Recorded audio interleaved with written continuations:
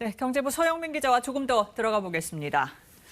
서 기자, 기본 방향은 감세, 그러니까 세금 줄여준다는 건데 5년 동안 얼마나 되는지 한번 따져볼까요? 네, 앞으로 5년간 올해 대비 얼마나 줄어드는지 기준으로 한번 살펴보시죠. 네. 내년에 6조 4천억 원, 그리고 매년 13조 원 이상 모두 한 60조 원 정도가 줄어듭니다. 네. 지난해 국세 세수가 334조니까 이 기준으로는 연 2에서 4% 정도입니다.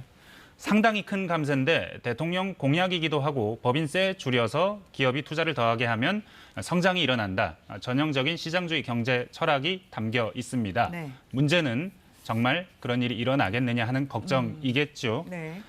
지금 특히 시점이 좀 안 좋은데 하이닉스 같은 국내외 큰 기업들이 기존에 하기로 했던 공장 설비, 투자 이런 것까지 취소하고 철회하고 있거든요. 그렇죠. 그러니까 경기 침체기에 감세, 투자 촉진 효과가 얼마나 있겠느냐 하는 걱정인 겁니다. 네.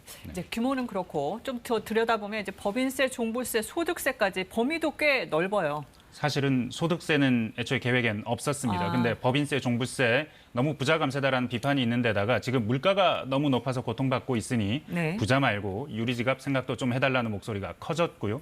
그래서 마지막에 들어가게 됐습니다. 네. 사실 기재부 입장은 들어보니까 GDP 대비 세수 규모로 보나 실효 세율로 보나 우리 소득세는 낮은 편이다, 다른 나라보다. 그래서 더 낮추는데 좀 부정적이었는데 네. 그러다 보니 그랬는지는 모르겠지만 낮추긴 했는데 1인당 체감액이 그렇게 크진 않습니다.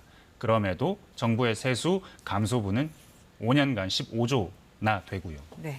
이제 앞서 이제 쭉 짚어봤지만 전체적으로 이렇게 좀 줄여도 나라 살림 괜찮을까요? 정부는 우리 세금이 추세적으로 계속 늘어나는 추세이기 때문에 조금 감세를 해도 문제없다, 아무 문제 없다는 입장이고 그리고 덜 걷는 만큼 덜 쓴다는 계획도 있다. 그리고 이걸 법으로 엄격하게 정하겠다고까지 하고 있기 때문에 문제없다. 작은 정부 철학을 피력하고 있습니다. 그런데 이제 서 기자가 짚었듯이 경기 침체이기도 하고 부동산 거래도 부진하면 안 그래도 세수가 줄어들 텐데 정부 예측치보다 더 줄어들 수도 있는 것 아닙니까? 맞습니다. 더 줄 수 있습니다. 또 개편안을 살펴보니까 상당한 규모의 숨겨진 감세도 있습니다. 종부세인데요. 이게 지금 정부 기준으로 올해 대비 한 8조 원 정도 줄어드는 걸로 나옵니다. 5년간. 근데 이게 올해 대비입니다. 근데 올해는 종부세를 크게 줄이기로 한 달 전에 이미 약속한 상태입니다. 그렇죠. 2021년 대비로 보면 조 단위로 이미 줄어든 상태고 이게 계속 반영될 겁니다. 앞으로. 그러면 이게 8조 원의 계산이 포함이 안 돼 있거든요. 그러면 실제로는 세수 감소는 종부세만 한 13조 원 이상이 될 수 있고 앞서 말씀드렸던 60조 원이 아니라 70조 원 안팎의 세수 감소가 있을 수 있는 이 부분 겁니다. 계속 좀 지켜봐야겠네요. 네.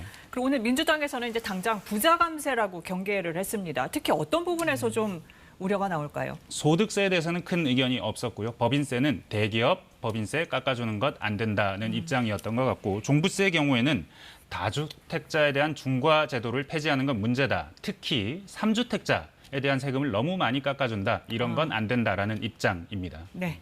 여기서 정리하죠. 서영민 기자 잘 들었습니다. 네.